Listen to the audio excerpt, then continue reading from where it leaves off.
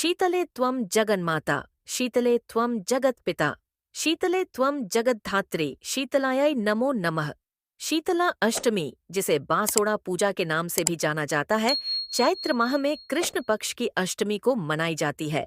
यह देवी शीतला का दिन है, जो होली के 8 दिन बाद या होली के बाद पहले सोमवार या शुक्रवार को मनाया जाता है। आइए सुनते हैं बांसौड़ा या शीतला अष्टमी व्रत कथा। एक बार शीतला माता ने सोचा कि चलो आज देखूं कि धरती पर मेरी पूजा कौन करता है, कौन मुझे मानता है। यही सोचकर शीतला माता धरती पर राजस्थान के डुंगरी गांव में आईं और देखा कि इस गांव में मेरा मंदिर नहीं है और न ही मेरी पूजा होती है। माता शीतला गांव की गलियों में घूम रही थी। तभी एक मकान के ऊपर से किसी ने चावल का उबला पानी मांड नीचे फेंका। वह उबलता पानी शीतला माता के ऊपर गिरा, जिससे शीतला माता के शरीर में फफोले छाले पड़ गए। शीतला माता के पूरे शरीर में जलन होने लगी। शीतला माता गांव में इधर उधर भाग भाग के चिल्लाने लगी, अरे मैं जल गई, मेरा शरीर तप रहा है, जल रहा है, कोई मेरी सहायता करो। लेकिन उस गांव में किसी ने शीतला माता की सहायता नहीं की। वहीं अपने घर के बाहर एक कुम्हारन महिला बैठी थी। उस कुम्हारन ने देखा कि अरे ये बूढ़ी माई तो बहुत जल गई है, इसके पूरे शरीर में तपन है, इसके पूरे शरीर में फफोले पड़ गए हैं, ये तपन सहन नहीं कर पा रही है। तब उस कुम्हारन ने कहा, हे माँ, तू यहाँ आकर बैठ जा, मैं तेरे शरीर के ऊपर ठंडा पानी डालती हूँ। कुम्हारन ने उस बूढ़ी माई पर खूब ठंडा पानी डाला और बोली, हे माँ, मेरे घर में रात की बनी हुई राबड़ी रखी है, थोड़ा दही भी है, तू दही राबड़ी खा ले। जब बूढ़ी माई ने ठंडी ज्वार के आटे की राबड़ी और दही खाया तो उसके शरीर को ठंडक मिली। तब उस कुम्हारन ने कहा, आ माँ बैठ जा, तेरे सिर के बाल बहुत बिखरे हैं, ला मैं तेरी छोटी गूंथ देती हूँ। और कुम्हारन माई की छोटी गूंथने हेतु कंघी बालों में करती रही। अचानक कुम्हारन की नजर उस बूढ़ी माई के सिर के पीछे पड़ी तो कुम्हारन ने देखा कि एक आंख बालों के अंदर छुपी है। यह देखकर वह कुम्हारन डर के मारे घबराकर भागने लगी। तभी उस बूढ़ी माई ने कहा, रुक जा बेटी, तू डर मत, मैं कोई भूत प्रेत नहीं हूँ, मैं शीतला देवी हूँ। मैं तो इस धरती पर देखने आई थी कि मुझे कौन मानता है, कौन मेरी पूजा करता है। इतना कहकर माता चार भुजा वाली हीरे जवाहरात के आभूषण पहने, सिर पर स्वर्ण मुकुट धारण किए अपने असली रूप में प्रकट हो गई। माता के दर्शन कर कुम्हारन सोचने लगी कि अब मैं गरीब इन माता को कहाँ बिठाऊं। तब माता बोली, हे बेटी, तुम किस सोच में पड़ गई। तब उस कुम्हारन ने हाथ जोड़कर आंखों में आंसू बहाते हुए कहा, हे माँ, मेरे घर में तो चारों तरफ दरिद्रता बिखरी हुई है, मैं आपको कहाँ बिठाऊं। मेरे घर में ना तो चौकी है, ना बैठने का आसन ही।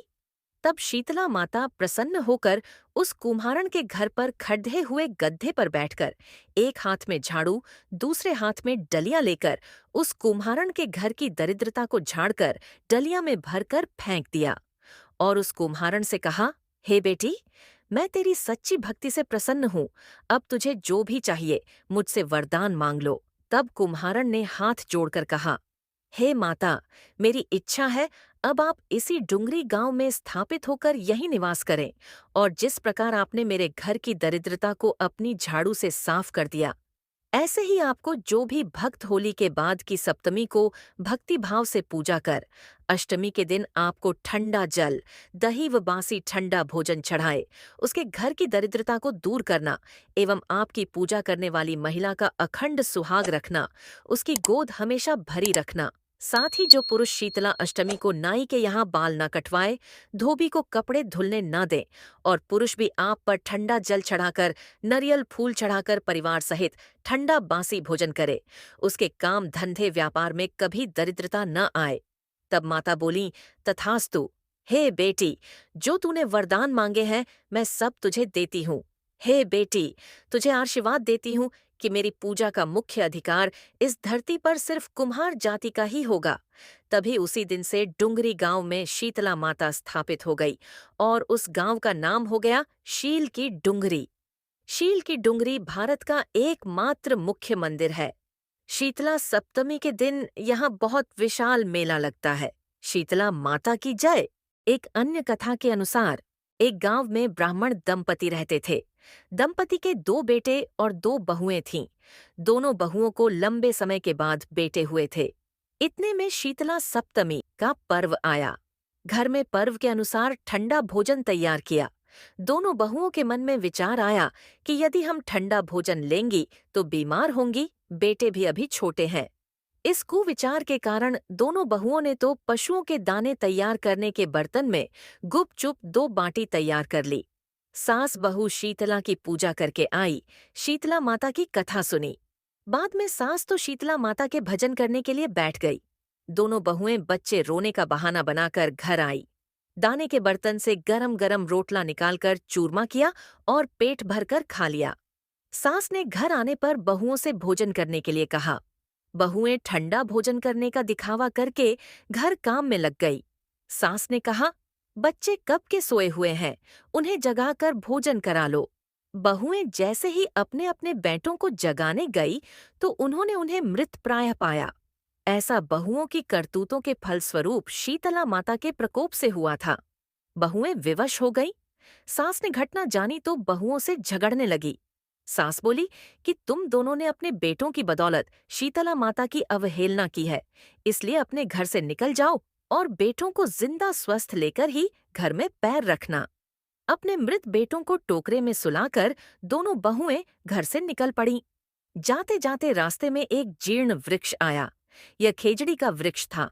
इसके नीचे ओरी शीतला दोनों बहनें बैठी थीं। दोनों के बालों में विपुल प्रमाण में जूं थीं। बहुओं ने थकान का अनुभव भी किया था। दोनों बहुएं ओरी और शीतला के पास आकर बैठ गई। उन दोनों ने शीतला ओरी के बालों से खूब सारी जूं निकाली। जुओं का नाश होने से ओरी और शीतला ने अपने मस्तक में शीतलता का अनुभव किया। कहा, तुम दोनों ने हमारे मस्तक को शीतल ठंडा किया है, वैसे ही तुम्हें पेट की शांति मिले। दोनों बहुएं एक साथ बोलीं कि पेट का दिया हुआ ही लेकर हम मारी मारी भटकती हैं, परंतु शीतला माता के दर्शन हुए नहीं है।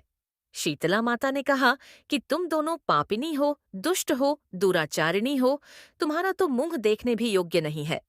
शीतला, सप्तमी के दिन ठंडा भोजन करने के बदले तुम दोनों ने गरम भोजन कर लिया था। यह सुनते ही बहुओं ने शीतला माता जी को पहचान लिया। देवरानी जेठानी ने दोनों माताओं का वंदन किया। गिड़गिड़ाते हुए कहा कि हम तो भोली भाली हैं, अनजाने में गरम खा लिया था। आपके प्रभाव को हम जानती नहीं थीं।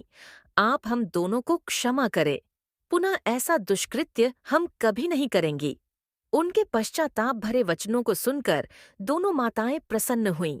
शीतला माता ने मृतक बालकों को जीवित कर दिया। बहुएं तब बच्चों के साथ लेकर आनंद से पुनः गांव लौट आई। गांव के लोगों ने जाना कि दोनों बहुओं को शीतला माता के साक्षात दर्शन हुए थे। दोनों का धूमधाम से स्वागत करके गांव प्रवेश करवाया।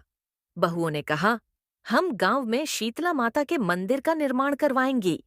चैत्र महीने में शीतला सप्तमी के दिन मात्र ठंडा खाना ही खाएंगी। शीतला माता ने बहुओं पर जैसी अपनी दृष्टि की वैसी कृपा सब पर करे। श्री शीतला माँ सदा हमें शांति, शीतलता तथा आरोग्य दें।